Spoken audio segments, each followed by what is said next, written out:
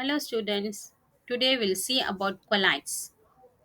Thomas Graham, a scientist, while experimenting, find out that certain substances like glucose, urea, etc. diffuse through a membrane which he called as crystallized, that is a true solution. While some substances such as glue, gelatin, gum did not diffuse through the membrane, which he called as colloids. In Greek word, a colloid means a gum-like. Now we'll see about what is a colloid, dispersive phase and dispersion medium. The colloid, there are three types of the solution. One is a true solution, the second one is a colloidal solution, the third one is a suspension. Out of that, in our syllabus, you are having the colloid. So colloid, the particle size of the colloid is 1 to 200 nanometer. So 1 nanometer is equal to 10 to the power of minus 9 meter. A colloid is a homogeneous mixture of two substances in which one substance is dispersed in another substance. A one substance which is present in smaller portion and other substance which is present in a larger portion. So, dispersive phase. In a colloidal substance which is present in the lesser amount is known as the dispersive phase. In a colloidal solution, the substance present in larger amount is known as the dispersion media. The next one is the classification of the colloidal solution. Let us see how the colloidal solution is classified. Based on the dispersion medium, the colloidal solution is classified as hydrosols, alkosols, and benzosols. So, if the dispersion medium is water, then it is said to be the hydrosol. If the dispersion medium is an alcohol, it is said to be an alkosol. If the dispersion medium is benzene, it is said to be benzosol. So, based on the force acting between the dispersive phase and dispersion medium, it is classified as lyophilic colloids and lyophobic colloids. Lyophilic means attracting. Lyophobic means it is a hating group, force of hating. So, let us see the differences between the lyophilic colloid and lyophobic colloid. In lyophilic colloid, the attractive forces exist between the dispersion medium and dispersed phase. In lyophilic colloid, no attractive force exists between the dispersion medium and dispersed phase. They are more stable and will not get precipitated easily. In lyophilic colloid, they are less stable and get precipitated easily. The third point for the lyophilic colloid, they can be brought back to the colloidal solution even after the precipitation by adding a dispersion medium. So they cannot be brought back to the colloidal solution because they themselves undergo coagulation after a span of lifetime. So lyophilic colloids are reversible salts, and then the lyophobic colloids are also known as irreversible salts. So the example for the lyophilic colloids is the salts of the protein and starch solution. And then example for the lyophobic colloids is the salts of the gold, silver, platinum and copper. So the next classification of the colloids is based on the physical state of dispersive phase and dispersion medium. Physical state means the state is solid, liquid and gas. So if the dispersion medium is gas, dispersive phase is liquid, the name of the colloid is liquid aerosols. So the example for the aerosol is fog, aerosol spray. Dispersion medium is gas, dispersive phase is solid, a solid aerosol. Example is smoke, air pollutant like fumes and dust. If the dispersion medium is liquid, dispersive phase is gas, and then the name of the colloid is foam, that is whisk cream, shaving cream, soda water, and froth. The dispersion medium is liquid, and then dispersive phase is liquid. The name of the colloid is emulsion, that is the example is milk, cream, and then mayonnaise. The liquid, solid, the name of the colloid is sol, ink, paints, and colloidal gold. A solid, gas, solid foam. Pumice stone, foam, rubber bread. Solid liquid, gel, butter, cheese.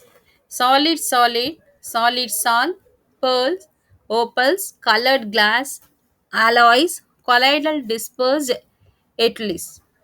The next we'll see about the preparation of the colloids. So far we had seen that the classification of the colloids and what is an colloid, and then about the classification of the colloids. Now we'll see about the preparation of the colloids, how colloids are prepared. So, for the preparation of the colloids, you will have the dispersion method, condensation method by exchange of solvent. So, in the dispersion method, what happens means the larger particles are broken to colloidal dimension. That is, the suspended particles are broken to the colloidal suspension. In the dispersion medium, you are having mechanical dispersion, electrodispersion, ultrasonic dispersion, peptidization. The next one is a condensation method. So in this condensation method, a small particle, that is atoms and molecule, just like a true solutions, crystallites, are converted into a larger colloidal sized particle. So in the condensation method, you are having oxidation, reduction, hydrolysis, double decomposition and decomposition. The next preparation of the colloid is a by exchange of solvent. That is, by exchanging the solvent, you can get the colloids. A solution of the sulfur or phosphorus in alcohol is poured in water to give a colloidal solution of sulfur or phosphorus, and they are insoluble in water. You are taking a phosphorus or sulfur in a beaker in alcohol containing alcohol.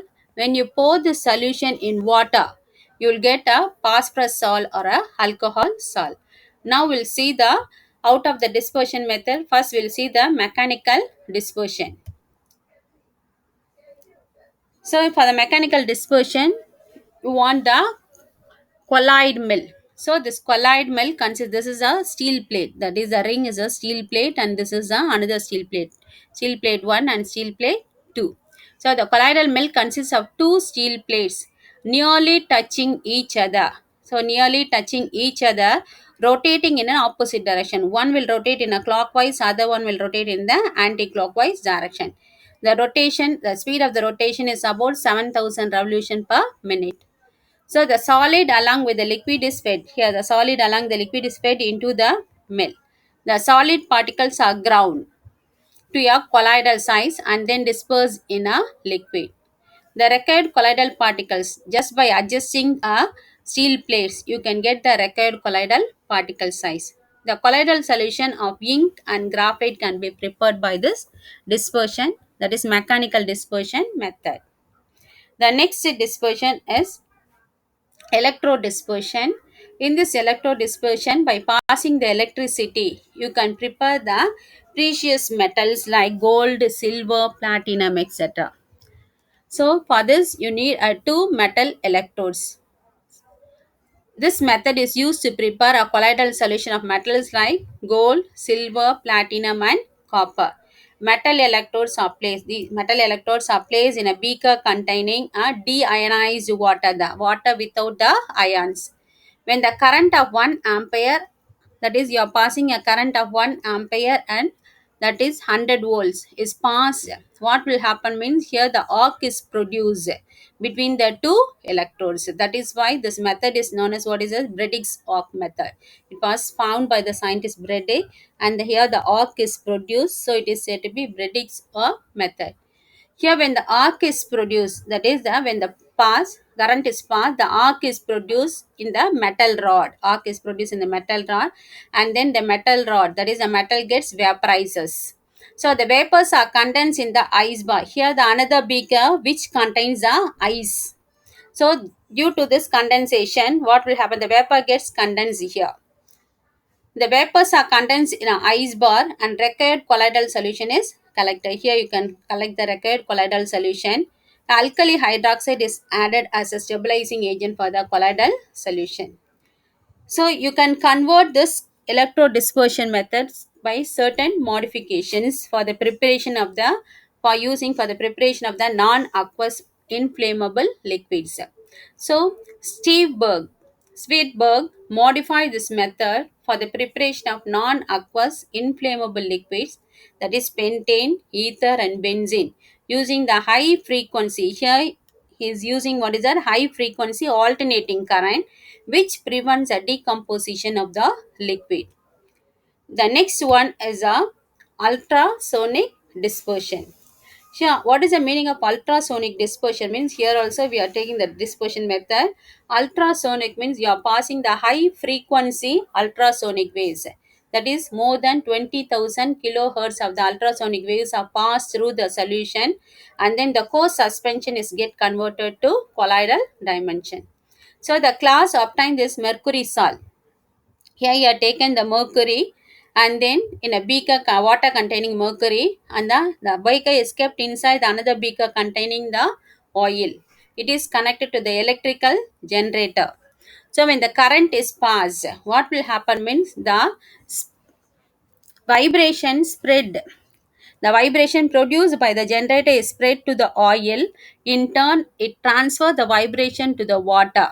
There, what will happen when the mercury get due to high frequency, that is high frequency of the ultrasonic vibration, the mercury is gets converted to mercury salt.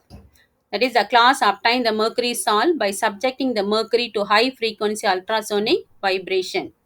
The vibration produced here, the generator produces a vibration. It spreads to the oil and transfers this vibration to the vessel with the mercury in water. Here the mercury is converted to mercury salt. So the next method is a peptization.